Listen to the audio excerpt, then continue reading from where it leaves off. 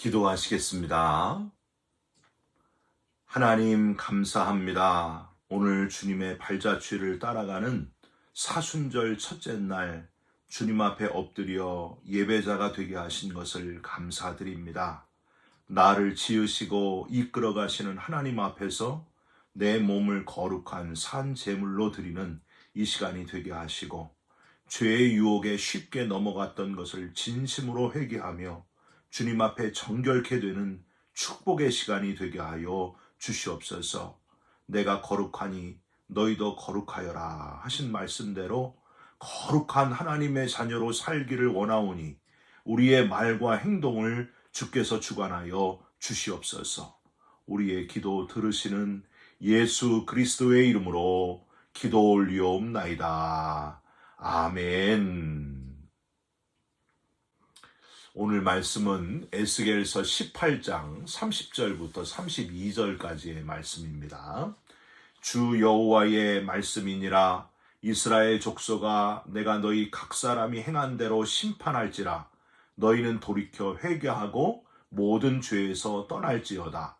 그리한즉 그것이 너희에게 죄악의 걸림돌이 되지 아니하리라. 너희는 너희가 범한 모든 죄악을 버리고 마음과 영을 새롭게 할지어다. 이스라엘 족속아, 너희가 어찌하여 죽고자 하느냐? 주 여호와의 말씀이니라. 죽을 자가 죽는 것도 내가 기뻐하지 아니하노니 너희는 스스로 돌이키고 살지니라. 아멘. 오늘은 에스겔 18장 30절부터 32절까지의 말씀으로 사순절 1일 내려가는 길 돌이키고 살지니라 라는 제목의 말씀을 함께 나누고 기도하는 시간을 갖겠습니다. 매년 이맘때가 되면은요, 카니발 축제를 하고 세계 곳곳이 아주 떠들썩하는 그런 때가 바로 요즘입니다. 이 카니발 축제를 준비하면서 혹은 축제하는 중에 생긴 사건, 사고가 꽤 많이 있다고 하는 사실을 여러분 알고 계십니까? 엊그제도 독일 남부에서 카니발 축제를 준비하던 중에 차량이 그 많은 회중으로 돌진해서 2명이 죽고 11명이 큰 부상을 입는 그런 무서운 사고가 있었습니다. 테러냐? 아니다, 테러가 아니다. 이런 논쟁과 조사가 이루어지고 있는데 안타까운 거는 아직도 카니발 축제가 정확히 뭔지 모르는 사람들이 참 많이 있다고 하는 거예요. 여러분, 카니발 축제가 왜 생겨났는지 여러분 알고 계십니까? 이 카니발은요, 카르네라는 말하고 발레라는 말이 합쳐진 말입니다. 이 카르네는 우리가 먹기 좋아하는 고기, 맛있는 고기, 돼지고기, 불고기, 소고기, 닭고기 이런 고기를 뜻하는 말이고요. 발레는 안녕이란 뜻이에요. 예수님의 삶을 본받는 40일 사순절을 지키기 전에 약 3일에서 7일 동안 이제 사순절이 되면은 고기를 먹지 못하니까 고기랑 안녕해야 되니까 그 전에 미리 마음을 준비하는 3일에서 7일간의 기간, 그때 생긴 축제가 바로 이 카니발 축제입니다. 문제는 주인공은 사순절이고 카니발은 엑스트라인데 주객이 전도가 됐다는 거예요. 그래서 카니발을 더 중시 여기는 게 문제라고 하는 겁니다. 사순절은 나 몰라라 하는 사람들이 많다는 거예요. 여러분, 성탄절도 마찬가지 아닙니까? 성탄절의 주인공은 아기 예수. 하나님께서 우리를 구원하기 위해서 이 땅에 독생자를 보내신 그 아기 예수님이 태어나신 날, 우리에게 구원의 소망이 생긴 날이 성탄절이잖아요. 그런데 뭘 더 중요하게? 산타클로스나 루돌프나 뭐 다른 선물 이런 게 더 중요시 여겨지고 있지 않습니까?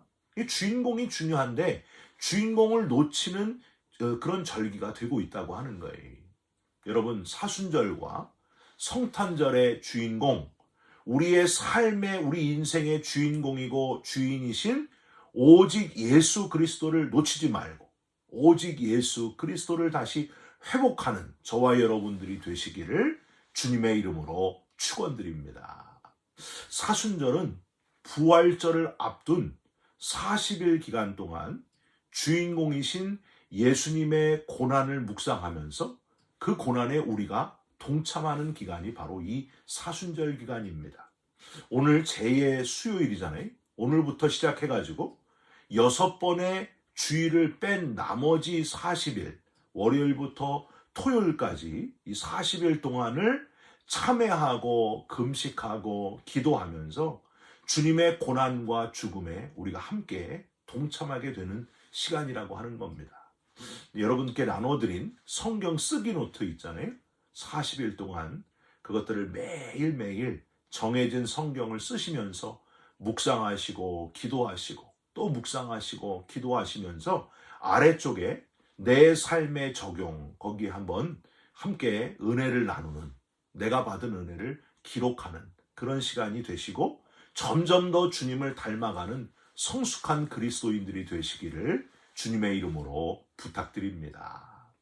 이번 40일 동안은요, 존경받는 신학자요, 실천적인 학자요, 선생님이신 헨리 나우엔의 묵상집 주의 길을 내게 보이소서라는 묵상집을 따라서 주님의 발자취를 따라가 보려고 합니다. 헨리 나우엔은 사순절은 기도의 시간이라고 이야기했습니다. 이렇게 기도의 시간을 표현했어요. 기도란 무엇보다도 당신의 마음속 깊은 곳에 거하시는 주님의 음성을 듣는 시간입니다. 그분은 고함치지 않습니다. 억지로 밀고 들어오시지도 않습니다. 그분의 음성은 겸손하시고 속삭임에 가까운 부드러운 사랑의 음성이십니다.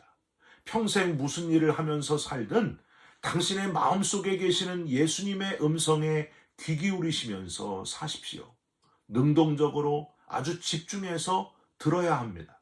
분주하고 시끄러운 세상에서 그 사랑의 음성은 다른 소리에 쉽게 파묻히기 때문입니다. 그분의 음성을 능동적으로 들으려면 매일 일정한 시간을 따로 뗄 필요가 있습니다. 10분이어도 괜찮습니다. 매일 주님과 단둘이 10분만 보내도 당신의 삶은 근본적으로 달라질 것입니다. 아멘 아닙니까, 여러분? 헨리 나우엔의 추천대로 우리가 함께 기도하시면서 1대1로 주님과 교제하시는 가운데 주님께서 내게만 주시는 그 특별한 말씀, 그 특별한 음성에 귀 기울이는 이 기간이 되시기를 주님의 이름으로 부탁드립니다. 무엇보다도 세상에서 얻을 수 없는 참 평안과 기쁨을 누리게 되실 줄 믿습니다. 걱정, 근심, 염려가 다 떠나가고 그 어느 것과도 바꿀 수 없는 하나님이 주시는, 우리가 알지 못하는 크고 은밀한 일을 행하시는 하나님의 놀라운 손길을 경험하게 될 줄 믿습니다. 말씀드린 대로 오늘은요, 재의 수요일입니다. 재는요, 깊은 슬픔과 회개의 뉘우침을 뜻하는 그런 의미가 있습니다.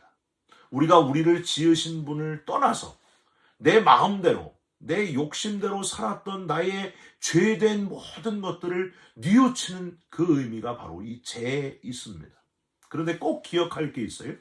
오늘 재를, 십자가를 모양을 그리면서 이마에 이렇게 바르면서 재의 수요일을 기념하시는 분들이 많이 있으실 텐데, 회개하는 것을 결심하는 분들이 많이 있으실 텐데, 회개는 결심만 한다고 되는 게 아니라는 사실입니다. 어떤 사람이 기차를 잘못 탔습니다. 그러나 그는 기차를 갈아탈 생각은 하지 않고 기차 안에서 착한 일을 시작을 했습니다. 즉, 기차 안을 청소하고 노약자를 돌보아주고 배고픈 자에게 음식을 주는 그런 선행을 많이 베풀었습니다. 그랬더니 기차 안의 승객들이 그의 선행을 보면서 너무너무 칭찬하고 좋아하는 거예요. 그러나 종착역은 그가 목적했던 곳이 아닌 전혀 다른 곳에 도착하고 말았습니다.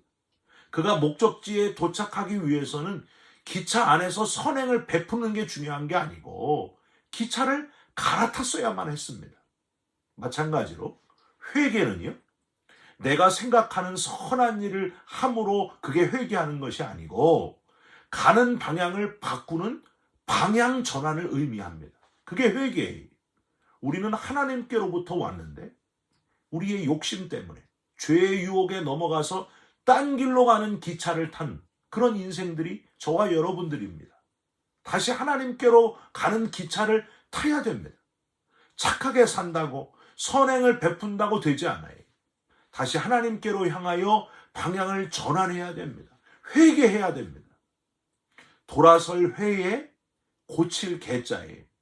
잘못된 것을 깨닫게 되면 행동을 고치고 방향을 바꾸고 완전히 다른 삶을 살아가는 것이 진정한 회개라고 하는 겁니다.